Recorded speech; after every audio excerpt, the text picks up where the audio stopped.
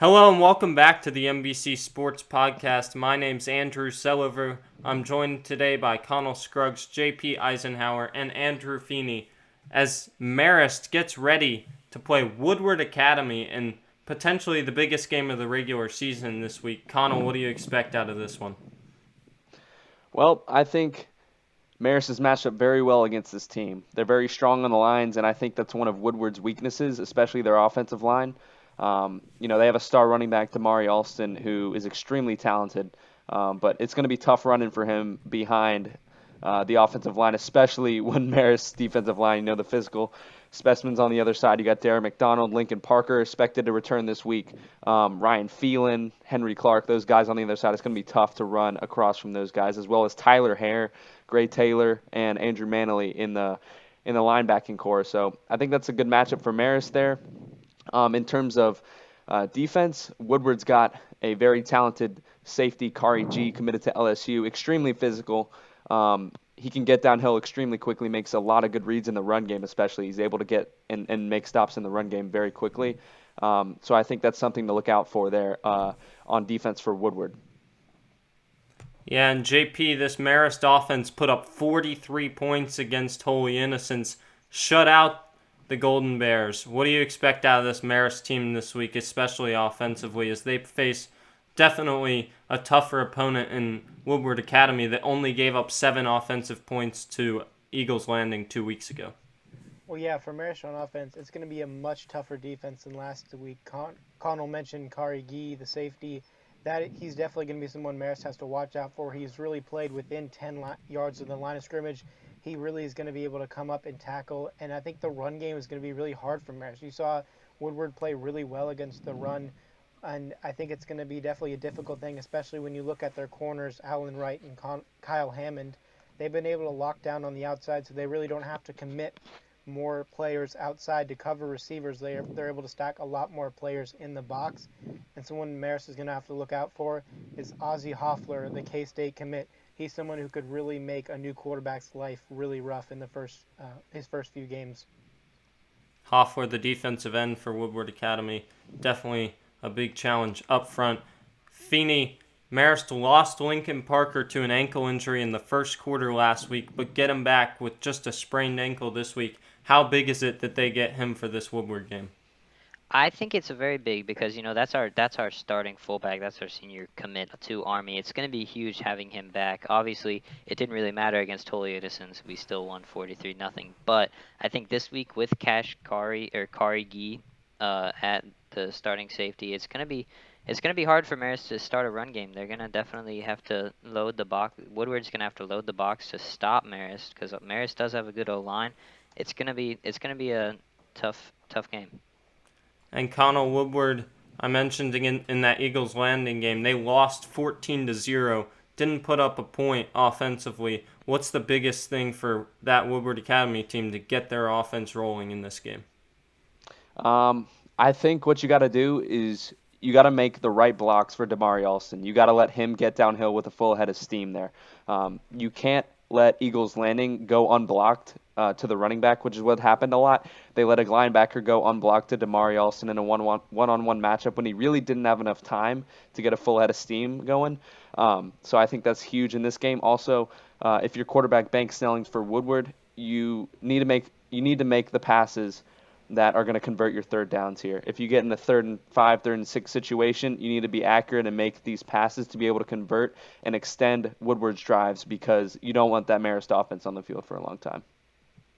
Yeah, and I think a main problem last week was they were able to drive the ball down the field multiple times, but they had three red zone turnovers. They had an interception, a fumble, and then a turnover on downs. They had a pick six on the other side of the 50-yard line, and then they got to the 2-yard line, got driven backwards, and missed a field goal.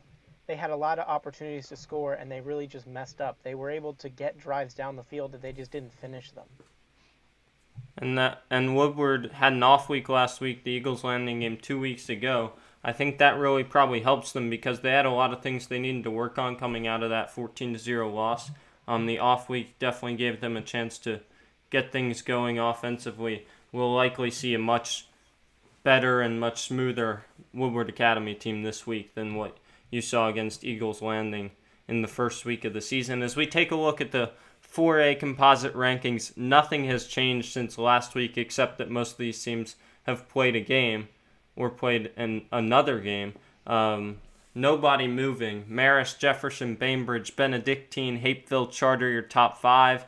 Stevenson, Carver, Columbus, Flowery Branch, Jenkins, and Mays round out the top 10.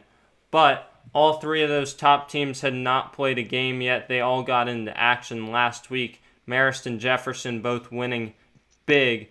Bainbridge loses to the number 4 ranked Coffee team in 5A. They were up 16-10, lost 31-6, and they have no easy task to bounce back this week as they'll face Valdosta. Connell, you might be looking an 0-2 start to the season for Bainbridge. Right, and they really didn't get the luck of the draw there, having to face Coffee and then coming in and facing Valdosta week 2. And Coach Rutsch Probst, that's not really what you want to see in week 2, especially after coming off a loss week 1. Yeah, Valdosta, one of the best teams in the state. That one's going to be a hard game to win there. We'll pick it in just a minute. Benedictine, a team that has looked good. They've actually played 2 games already. They have started off the season 2-0. First game, they got a dominant win over Burke County, I believe. That game score was 58-26, and then they followed up with a 49-7 Effingham win. So that's another team that probably could play a factor later in the year in the 4A, but definitely not as deep of a 4A classification as we saw it last year. As we'll take a look now at our games of the week in high school. Connell, start us off. Jefferson, number 2 in 4A, at Rabun County, number 1 in 2A. Wow, this is a pretty big game here, especially Rabun County facing their second 5-star quarterback. Not a quarterback, but second 5-star guy behind playing in the quarterback position technically, because Malachi Starks, who is the quarterback for Jefferson, he's not technically a quarterback, but he's talented enough to play that position for him. So, anyways, Jefferson they've won the last 17 games in this series. They're 17-0 in the last 17 games. And Rabun County's definitely looking to break that streak, and I think this is the year they can do it. They got 5-star quarterback Gunnar Stockton at the helm. He threw for 187 yards and ran for 189 last week versus Prince Avenue Christian, and threw a game-winning touchdown in that game. They won 38-31, but they're going to have a tough matchup against, I mentioned earlier, Malachi Starks, who's mainly being recruited as a running back or defensive back. But he rushed for 117 yards in their win last week versus Central Gwinnett, and they won big, 61-7. Only problem, Jefferson doesn't really have a passing game, but they don't seem to worry about that much because they ran for 576 yards. But, with all that considered, I think Rabun County, I think this is the year. This is the year they can win it here. It's going to be an extremely tough matchup for them, but I'm picking Rabun County over Jefferson. Wow. That's a bold one, but they did play well last week. They were up big against Brock Vandegrift and Prince Avenue. 3 touchdowns at one point in that game. Held off a late surge from Prince Avenue in a massive win for Rabun County last week. That's the top team in 2A, and there's no doubt about it, I think. Clear favorite to win in 2A, but they're going up against a really, really good team in Jefferson, a much bigger school. I'm just not sure that they can pull this one off. I think we have Jefferson winning this one in a close one. I think this could be, there's some tough games to pick this week, but this one could be the toughest. Yeah, Andrew, I agree with. I think I'm going to go with this. I was on the fence about this pick. This is a really tough game to pick. And, Rabun County, they do have a great, great offense. But that being said, Jefferson has a solid defense and an even better offense. That's why I'm going with Jefferson in this game. Yeah, since the first week of the podcast, I've been talking about Jefferson as one of the teams I really liked. I'm also going to take Jefferson in this one. Connell, chance to steal one there. I forgot to remind everybody of the standings coming into today. I lead everybody with 12 points, I believe.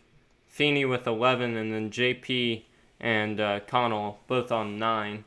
So, good start for everybody. Good start for everybody, but I think everybody's 3-1 in college football after last week. Y'all got everything right except Georgia Tech, and I missed the Syracuse game. As we move into our second game of the week here, JP, Bainbridge at Valdosta. We mentioned it earlier. Is there any chance the Bearcats have a chance in this one? I really don't think so. I think when you look at this game, Valdosta is just a complete powerhouse. And when you look at their team, they have Jake Garcia at quarterback. They're the 14th ranked team in Georgia.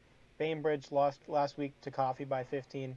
And I think Valdosta is a better team than Coffee. And Valdosta coming off a bye week after a win versus Warner Robins. They have a lot of time to prepare for this game, and I think Valdosta is going to win this game. Yeah, I think you might be right there. I think it's might not be too close. I think if Bainbridge had won last week, even if it was a close game, that might give them some confidence coming into week 2. But it's hard to have confidence after blowing a lead to Coffee and then having to play like one of the top 5 teams in all of the state of Georgia. I think Valdosta big here, at least 3 touchdowns. Yeah. I'm gonna have to go with Valdosta too. That's a tough start to the season there for Bainbridge, coming off a loss to Coffee, like you said, and then having to play Valdosta behind Coach Rush Probst, who has quite the resume behind him. So I'm gonna go with the experience there and the talent. I'm gonna go with Valdosta. Yeah, I'm not gonna sugarcoat it. I got Valdosta in a blowout.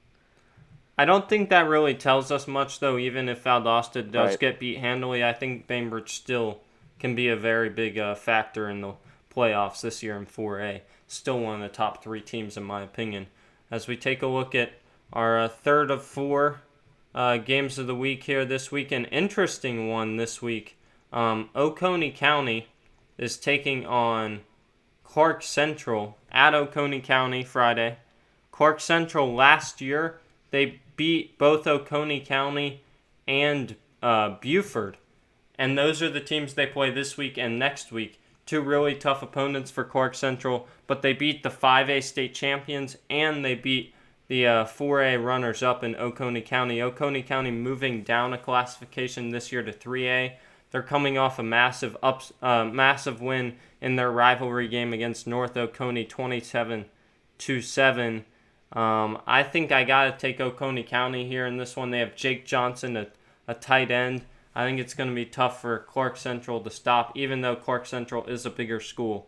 In 5A, they're ranked number 9. And Oconee County, the number 3 team in 3A, I got to go with Oconee County. I'm going to have to agree with you there, Andrew. I'm going to have to take Oconee County. I like tight end Jake Johnson out there. He played extremely well last season versus Marist in the semifinals. Showed us pretty much everything he's got there. And I think that's just enough for Oconee County to take down Clark Central. Yeah, I like Oconee County's offense. I'm going to stick with Oconee County. And I'm going to make it all 4 for Oconee County. I think it could be a much closer game than that Bainbridge game, though, even though we all took Oconee County. Oconee County, their quarterback, West Weeks, a Virginia commit. He's, as an athlete, I think he plays a big difference in this one, as does Jake Johnson. As we move into our final game of the week, another real tough one, Connell. Parkview and North Gwinnett. Probably the game of the week in the state and definitely in 7A. Right, this is going to be a huge game.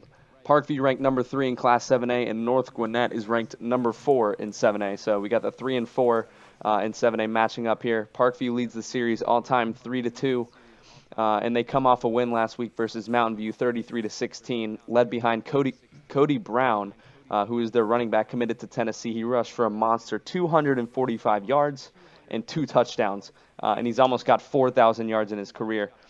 However, North Gwinnett's going to make it pretty tough on Parkview. They've won 26 consecutive home games. 26. So talk about a home field advantage there. They've beaten McEachern and Jones County to open up the season. And Marcus McFarland, who is the running back, he's rushed for 211 yards last game versus Jones County. And their defense is extremely good. However, considering this, considering these two things, I think it's an extremely tough pick. This has got the potential to be the game of the week. I think personally it's the game of the week, but I'm going to go with Parkview taking it over North Gwinnett in an extremely close one. Yeah, tough one to pick here. I think ordinarily I would pick North Gwinnett. I think Parkview, they have Cody Brown, you mentioned the running back, but they're a little one-dimensional this year, struggling to get the passing game going. Only 7 for 17 for 51 yards last week. While North Gwinnett has won 2 massive games. They beat McEachern 35-7, you said. That's a massive win there in the Corky Kell, and then a big win again last week, Jones County. The problem I have for North Gwinnett is Barrett Carter, their star linebacker, is questionable this week. He did not play against Jones County. I think he would help them really lock down Cody Brown there. Right. So I'll take North Gwinnett in hopes that Barrett Carter is playing this game. He's the Clemson commit. But I'm afraid that if he's not, Cody Brown might be able to run all over North Gwinnett. Yeah, I'm gonna stick with. It's gonna be a really close game, but I'm gonna go with Parkview. I have confidence in him. Yeah, I'm also going to go with Parkview in this one. All right. So that'll wrap up our high school football section there. Some really good games. I think this is the best week of the 3 weeks we've seen so far. And all 3 of the top 3 in 4A have massive games this week. Jefferson, Rabun County, Marist, Woodward. Marist is 11-point favorite against Woodward, and then Bainbridge, Valdosta. Some massive games for the top 3 in 4A. As we move on to a little college football here. This week, the Big Ten announced that they were returning to play after they said they would suspend for all of the fall. They're going to start playing games on October 23rd is the plan. Feeney, your reaction to this? Well, obviously, I'm mad that they decided to cancel their season so early, because now all that they have done is just created a huge mess in college football. So it's going to be tough, because obviously one of the best teams in the country is from the Big Ten in Ohio State, and the AP poll that came out last week took out all Big Ten teams and Pac-12 teams that aren't going to play and readjusted it with a bunch of ACC, SEC, and it's just I really don't like it. I wish they would have just started in the regular season. I'm happy that they're back, but I don't know how the playoff and everything is going to work now. It's going to be tough. Yeah, Connell, do you think that the ACC and SEC are going to be receptive to this and allow Big Ten to sort of have their way? I really don't know exactly how the playoff is decided or how, those discussions go.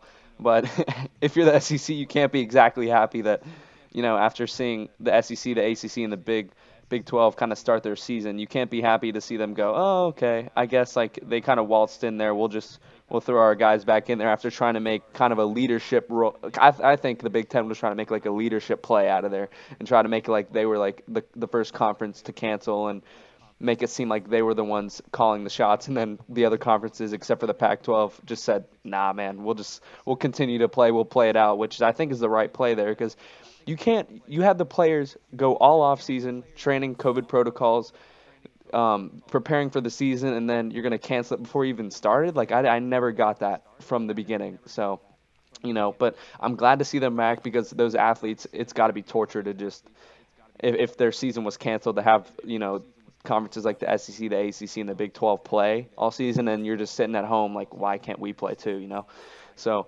I'm happy for those athletes, and I definitely think, if the college football playoff decides to let them in, which I think they will in the end, I think, that's going to make a huge difference because of Ohio State.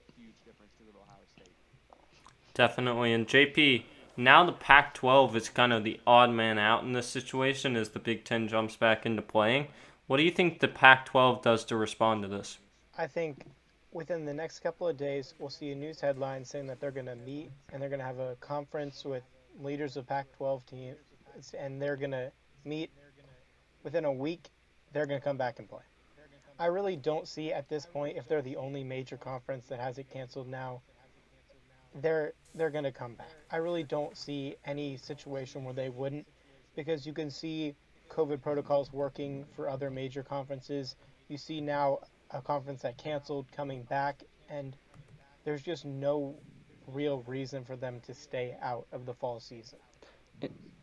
Well, luckily for us, I mean, we don't have to exactly. I don't think that any of the top, let's say, let's just say I don't think there would be a team from the Pac-12 in the college football Yeah. playoff. I don't like Oregon is good. They're a top 25 team, but I just don't. Other than them, Oh, they're a I top don't 10 team. top 10. Yeah, their defense is I dominant just this don't year think if they have that. the chance to play. Yeah, But I just don't. right, It's I gonna agree be with weird. you, and I've heard. I think there's been leaks that Pac-12. There's been rumors that they plan to start in November sometime, but that is much too late. If they plan to start sometime in November, because by then, I feel like the SEC season, if I'm not mistaken, is going to be winding down toward what, mid-December now? Mid-December? Yeah, and the Big Ten is I think planning to play 9 games, no buys, so they're finishing third week of the December. ACC finishes first week, Big SEC second week, I think is Yeah, how it I will think end that's it. up. So I think those three end up matching okay together to all finish with bowl games and college football playoff. I'm just if you're the Pac-12, I don't think you can go later than the Yeah, Big Ten and expect to have it work right. out. No, I I, think I, I I agree think that totally they're with going to you. have I think that they're going to have to make a decision within the next week and a half at most. Like they're going to have to make a decision by, I'd say, today's the 17th. I'd say we're going to have a decision by the 28th on if they're going to have a season or not. And it's going to have to be fairly soon. And I think they're going to have an abbreviated schedule, and they might just play 6 or 7 games. They might not have like a 10-game season. Yeah, that's a possibility, definitely. As we take a look at a couple big games this week in college football, both ACC games. Feeney, start us off here. Number 18, Miami. Number 17, Louisville. Who do you like in this one? Well, first of all, I don't know why Miami's in the top 25. It is clearly a rebuilding season, and it has been for the past, I don't know, 2, 3 years. I don't understand how they got in there. I mean, they beat UAB by 2 touchdowns, and their quarterback threw the ball 23 times for 140 yards. It not impressive at all. I don't understand how they got in there in the first place. That being said, Louisville, on the other hand, is a great team this year. I'm very confident in their offense and their ability to play. I think that Malik Cunningham and his elite wide receiving core has a very strong chance. In my opinion, I think that Louisville is going to take this in at least 2 to 3 touchdowns. Yeah, I think I agree with you there. I don't think Miami is as good as Louisville, just straight up. I don't think they are. I think Miami's slightly overrated. They think there's some hype building around the program with recruits and all that, but I just don't think Miami is back yet. They might be in 2 or 3 years, but they're not back yet. I think Louisville wins this one pretty easily. I'm gonna have to agree with you, both of you guys there. I'm gonna go with Louisville, and like you were saying, Andrew, Miami seems to develop some kind of hype every single year, and it's shown in the past 10 plus years that you know, they haven't really lived up to the standards that they've been expected to play at. And Derek King, you can expect him to come and as a transfer from Houston and make a big impact, but I just don't agree with that. Like you said, he had an underwhelming performance against UAB, and they try to make it all flashy with the turnover chain and all that, but I can't pick him in this game. I'm gonna have to go with Louisville. Yeah, honestly, I don't think it's even going to be very close. I don't know why Miami is ranked. I think Louisville is going to come into this game, and like Andrew said, I think it's going to be a 21 to 24 point win. I think Malik Cunningham, he's going to do what he did in the last game. He's going to throw for over 300 yards, and they're really just going to have a dominant Louisville offensive game. Yeah, it's our other big game this week. Georgia Tech hosting number 14 UCF, Central Florida, the self-proclaimed national champions for a few years ago. Connell might have something to say about that, but Georgia Tech coming off a massive win for their program, 16-13 over Florida State, in a game that a lot of people didn't see coming, but their true freshman quarterback, Jeff Sims, he threw 2 interceptions in the first half, and Georgia Tech was down multiple scores at the half. But then he came out and acted not like a true freshman. He acted like a veteran quarterback, came out, threw the ball well. Georgia Tech had almost 500 yards total offense in that game. They just didn't convert with field goals. Kicking game wasn't good. I think if they clean that up, I think Georgia Tech will win this one. I'm going to have to disagree with you there, Andrew. Unfortunately, you picked up a win last week with picking Georgia Tech over FSU. And, I should have seen that coming there. FSU's kind of been a disappointment over the last year. So, they'll find a way to disappoint. I kind of should have seen that coming. FSU will find a way to disappoint you. But, I think UCF is a much more talented team than not only Georgia Tech, but FSU. They might be missing some guys that are opted out, but they still do have a bunch of really, really good receivers who can stretch the field and I think be a lot more effective than Florida State. So, for those reasons, I'm going to have to pick UCF over Georgia Tech. Yeah, Andrew, I'm sorry, but last week, I'm not gonna lie, you got pretty lucky. I mean, that game was a toss-up. We all knew that. We just weren't confident in either teams. But y'all seem pretty confident. I was, when you picked but Florida State. man, I was blinded. Not. I said it was a toss-up. I knew that it was going to be a sloppy game, but this week, if Georgia Tech's sloppy, UCF's going to capitalize. Regardless, they're number 14 in the nation now. That's excluding Big Ten and Pac-12. But even if those two conferences were in the top 25, you're still looking at a top 25 team in UCF, and I just don't think that Georgia Tech has enough this game. I think UCF wins at least by 2 touchdowns. Yeah, I mean, we watched the game last week. Florida State was not connecting on any pass over 15 yards. UCF offense is going to connect on deep passes down the field. They're going to come out explosive. I think what's going to happen in this game, UCF is going to come out, and they're going to rout Georgia Tech in the first quarter. Georgia Tech's going to make it a little bit closer in the second and the third, but it's going to end up being, I'd say, a 10-point win by the end of the game. But I think UCF's going to come out fast, and I don't think Georgia Tech's going to be able to catch up. It's an interesting prediction there, JP. A rout in the first quarter. Some interesting picks there in that game. Interesting picks. I thought last week's game would have taught you. I don't know. I don't know. Might take one more. Say. Upset. We'll see. I mean, okay. If Georgia Tech beats UCF here, then I'll consider it. Yes, I'll consider picking them. Like if they win, we'll keep throwing Georgia Tech in there. If Georgia Tech wins this game, wins this game, we'll keep putting them on the game. So right. 7.5 point spread. Right. I got UCF covering. I'm throwing that in there too. All right, interesting picks. That's all I'll say. We'll see on Saturday. Should be a pretty good one. I think. I'm excited for it. That'll pretty much wrap it up. Also going to be a good one is Friday night. Marist heads to College Park to take on the Woodward War Eagles. Battle of the War Eagles for just the third time since 1996 in a game that's a big rivalry.